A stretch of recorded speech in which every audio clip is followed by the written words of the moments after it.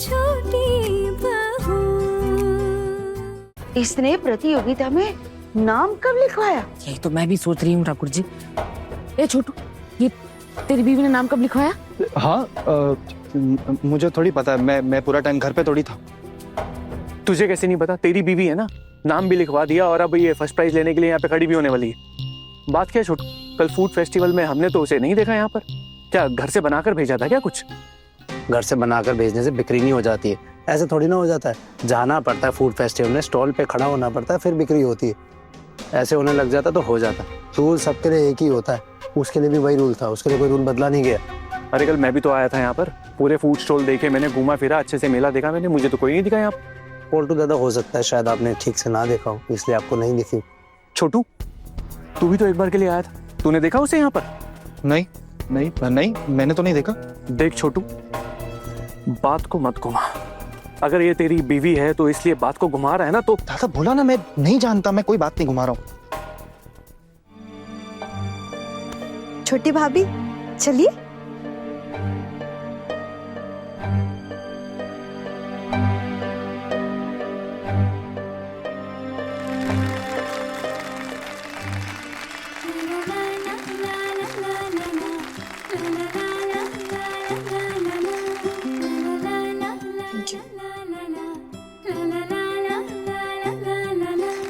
आसमां से तारों को चुरा के गलियों को जगमगा दे, फूलों की खुशबू उड़ा के घर आंगन महका दे। माँ, आना ने फर्स्ट प्राइज जीत के मोहल्ले वालों के सामने हमारा सर ऊंचा कर दिया। देखो ना, फर्स्ट प्राइज मिला है उसे। मोहल्ले वालों के सामने तो सर ऊंचा कर दिया, लेकिन अब घर जाके जो खरी खोटी सुननी पड़ेगी ना, वो देख लेना।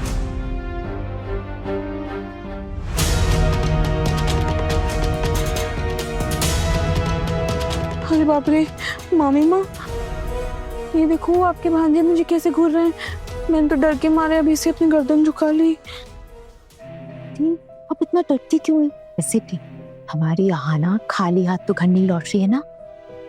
फर्स्ट प्राइज में 50,000 रुपए लेकर लौट रही। नीता तो जानती है ना मैं कमरे के पीछे क्या कुछ सहती हूँ, उसके बाद भी तू ये बोल रही है। दी, आप इतना चिंता मत करो ना, आहाना ने आपके लिए आवाज उठाई है ना, और हम सब भी तो है आपके साथ। नीता, उसके बाद ही ना इनका अत्याचार मुझ पर और बढ़ गया है। अब तो बात बात पर मायके छोड़ाने की धमकी देते रहते हैं। और तू ही बता, अपनी छोटी सी बच्ची को लेकर अगर अपने मायके चली जाऊंगी तो क्या मेरे घर वाले मुझे अपनाएंगे? मैं किस परेशानी में हूँ तू नहीं समझ सकती। वैसे भी तेरे पति मेरे पति के जैसे थोड़ी ना।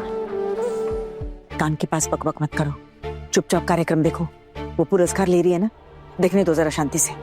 हम बहुत खुश हैं। हमारे मोहल्ले की नई बहू आहाना सेन ने आते ही मोहल्ले में फर्स्ट प्राइज जीतकर अपना परचम लहरा दिया है। इसके लिए उनको ढेर सारी बधाइयां।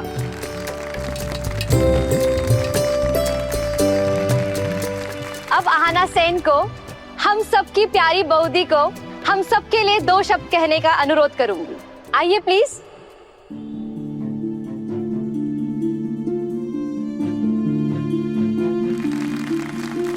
मैं सबसे पहले मेरे बुजुर्गों से माफी मांगना चाहती हूँ कि यूं मुझे उनके सामने ऐसे भेस बदलकर इस कंपटीशन में नाम लिखवाना पड़ा।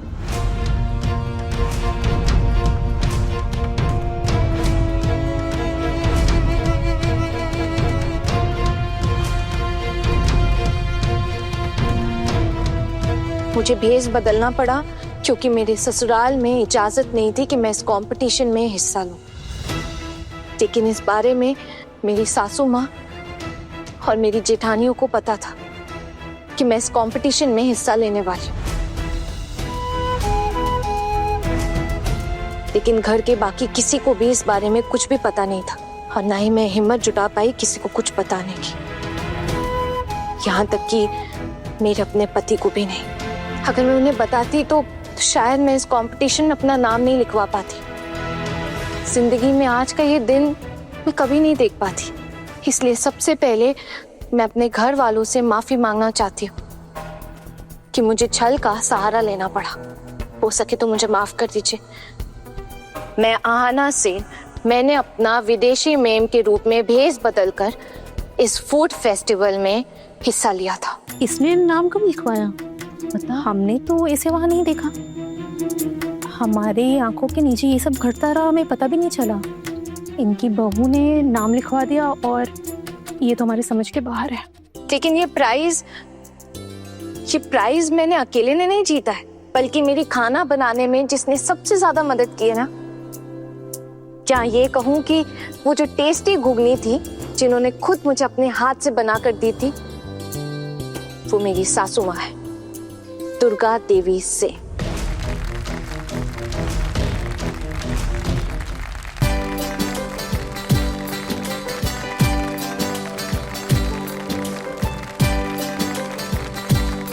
मैं स्टेज पे माँ को बुलाना चाहूंगी।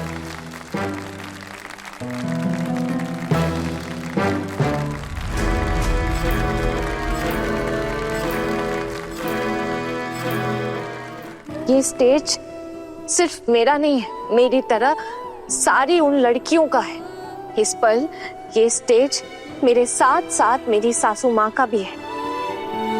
यहाँ पे मौजूद वॉलंटियर्स से मेरी रिक्वेस्ट है कि प्लीज वो मेरी माँ को स्टेज पर लेकर आए।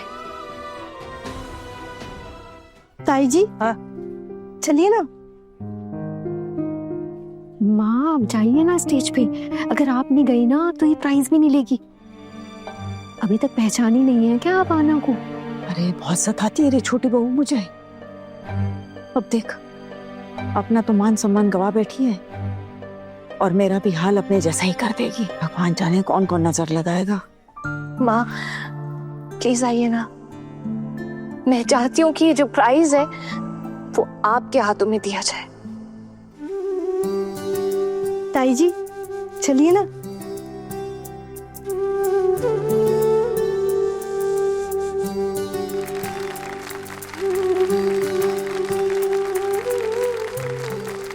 प्यार की सच्ची मूरत जैसी लगती है वो हूबहू, बड़े घर की छोटी बहू,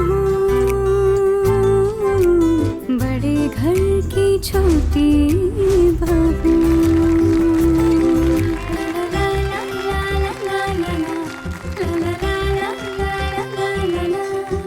ये हमारी सास बहू की जोड़ी है। ये प्राइज मैंने अकेले नहीं जीता, ना ही मेरी सासू माँ ने अकेले जीता है। ये प्राइज हमारी जोड़ी ने जीता है, वर्ल्ड की बेस्ट जोड़ी, हम सास बहू की जोड़ी।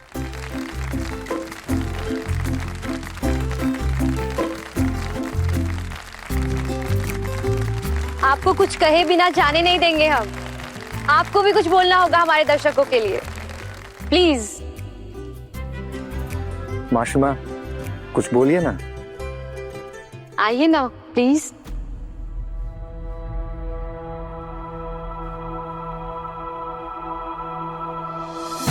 पहली बार माइक पे बोल रही हूँ तो डर लग रहा है। माइक पे बोलने की आदत नहीं है, लेकिन आज एक बात मैं आप लोगों के सामने जरूर कहना चाहूंगी।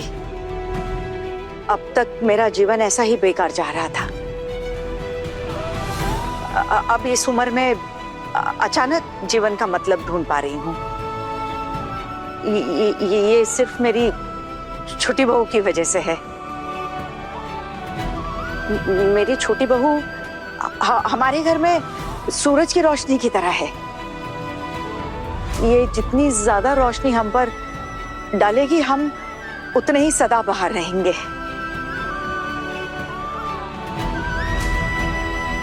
आज मैं इस छोटी बहू को ढेर सारा आशीर्वाद दूंगी। वो जीवन में बहुत बहुत तरक्की करे,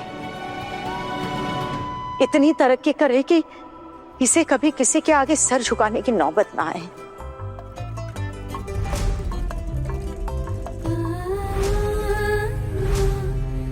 ये लक्ष्मी है हमारे सेनबाड़ी की। चाहतों की डोर से वो जोड़े रिश्तों के धागे, धड़कनों के बोल समझे वो, दिल को दिल से है बांधे। सच्ची मूरत जैसी लगती है वो हूबहू, बड़े घर की छोटी बहू, बड़े घर की छोटी बहू।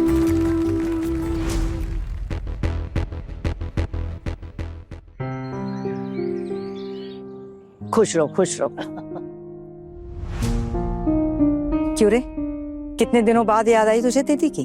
अरे आप भी तो बस एक ही दिन आई और फिर रास्ता ही भूल गई। चल आजा बैठ।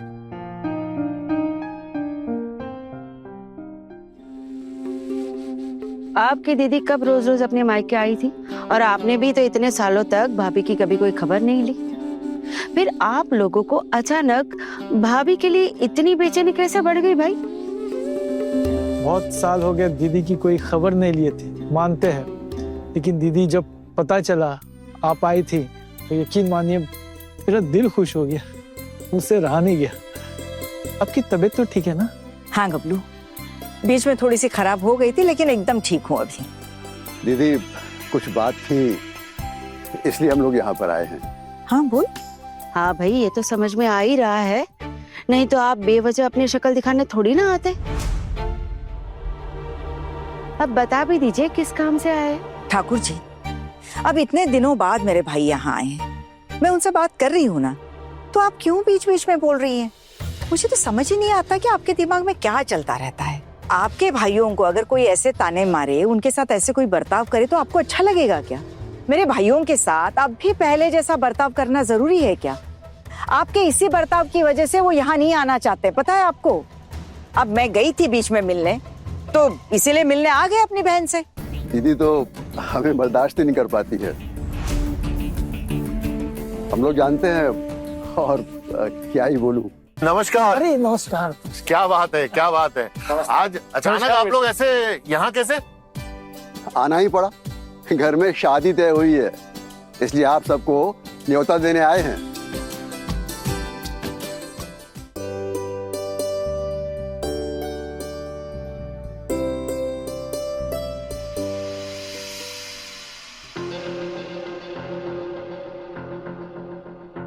इतनी सारी मिठाइयाँ कहाँ से आई?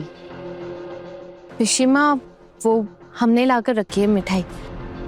घर में मेहमान आते हैं तो उनको देने के लिए कुछ होता ही नहीं हमारे पास, इसलिए हमने मिठाई लाके स्टोर करके रख दी। किसी ना किसी के रिश्तेदार तो आते जाते रहते हैं ना। आप अपने मायके में रहती हैं तो आपका कोई रिश्तेदार नहीं है आने वाला, और ससुराल वालों ने भी संपर्क नहीं रखा है आपसे, लेकिन हमारे सगे संबंधी तो आते रहते हैं ना पिशिमा।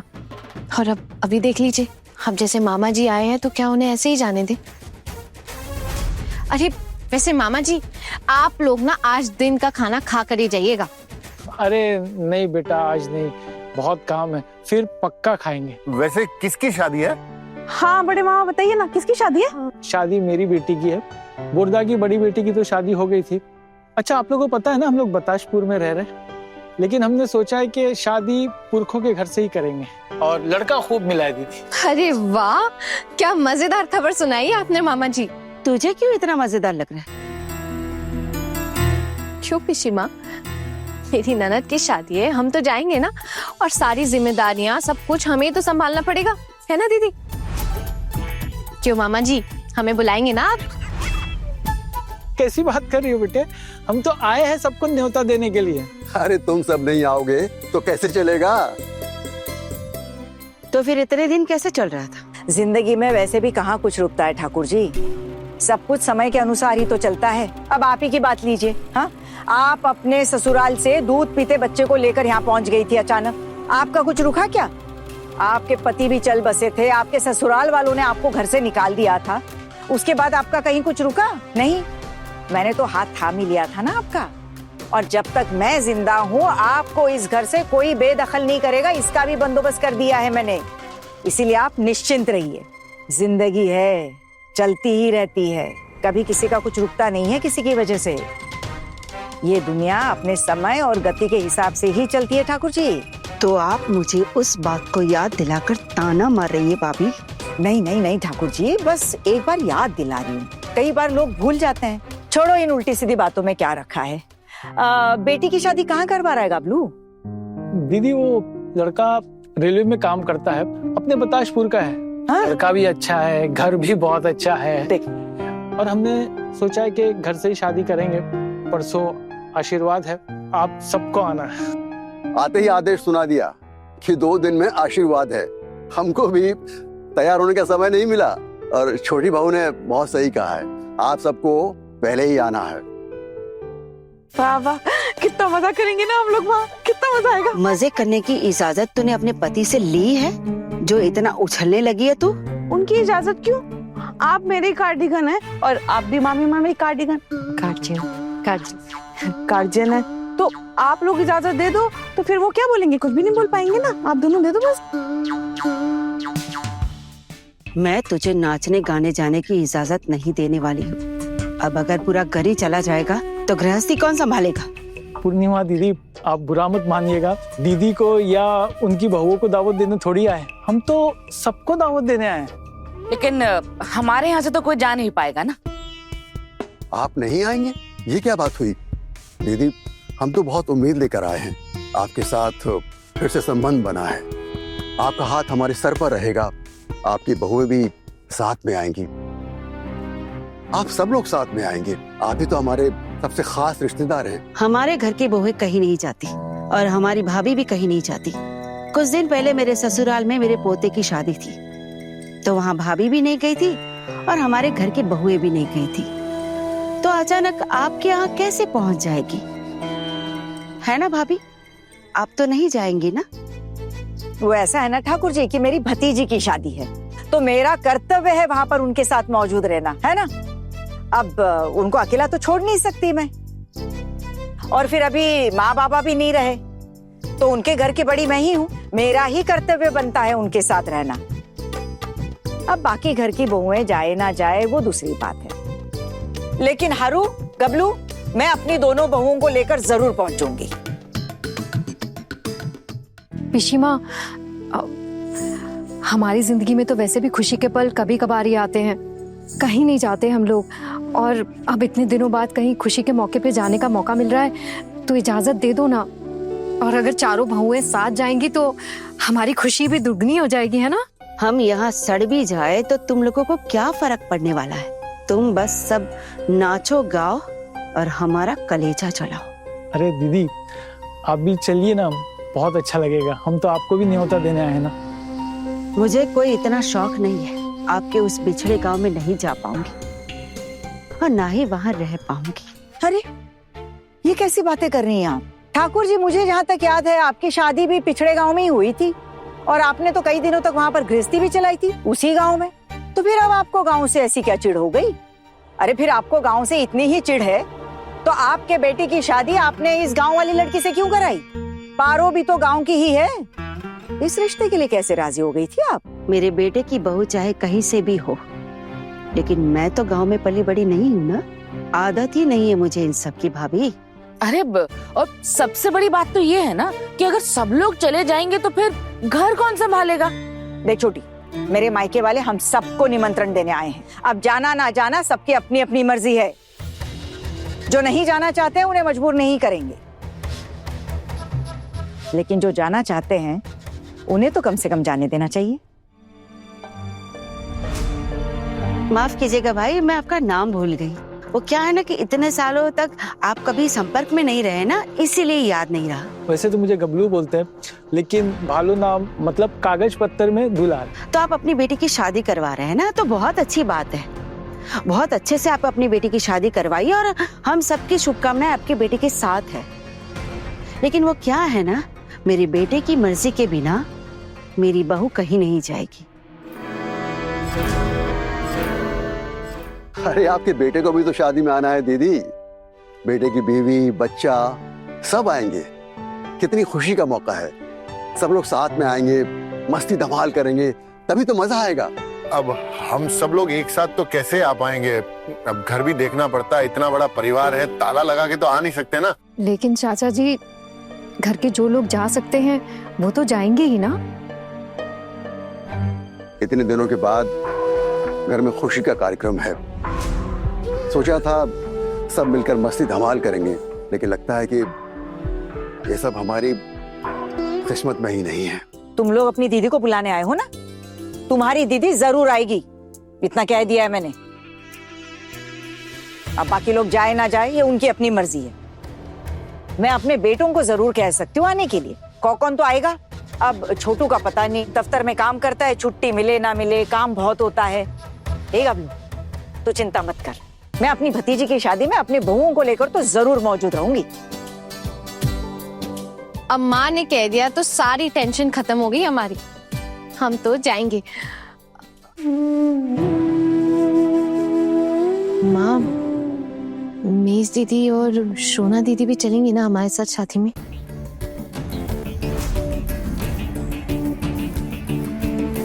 क्यों नहीं जाएगी? मेरे प्यारे मामू के यहाँ पे शादी है और मैं तो बचपन में यहाँ इनके कितनी बार गया हूँ बड़ी माँ के साथ। तब तो बड़ी माँ के माँ बाप भी जिंदा थे और वो दादू मेरे को हमेशा खिलाने लेके जाते थे, साइकिल पे भी घुमाते थे। तालाब में मछलियाँ नहीं पकड़ता था? सच में बड़ी माँ सच बताऊं तो आज सब कुछ याद आ रहा है। बड़ी माँ, मैं आप सब लोगों का सारथी बन के आप सबको लेके जाऊंगा। ए टुकुन, इसका फैसला ना तू अकेले नहीं करेगा, मैं बताऊंगी कि मेरी बहू शादी में जाएगी कि नहीं। क्यों छोटी? ठाकुर जी ने तो कहा कि उनके बेटे की इजाजत के बिना उनकी बहू नहीं जा सकती। उनके समय उनके बेटे की इजाजत जरूरी है और तेरे समय तेरी इजाजत। ये कब से हो गया? जब उसके पति को एतराज नहीं है तो जाने देना उसे। ऐसा है दीदी कि ये ना मेरी बहू है, मेरा भी हक है इस पर। अगर मेरी बहू बिगड़ जाती है तो फिर झेलना तो मुझे ही पड़ेगा ना। आप सिर्फ अपनी बहुओं का सोचिए, मेरी बहू का सोचकर पसीना बहाने की कोई जरूरत नहीं।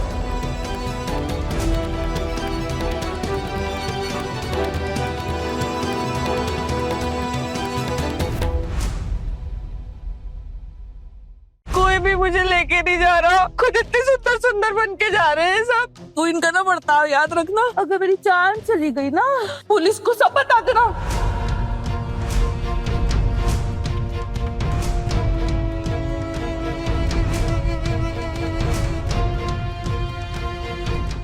बड़े घर की छोटी बहू, रात 9 बजे दंगल टीवी पर।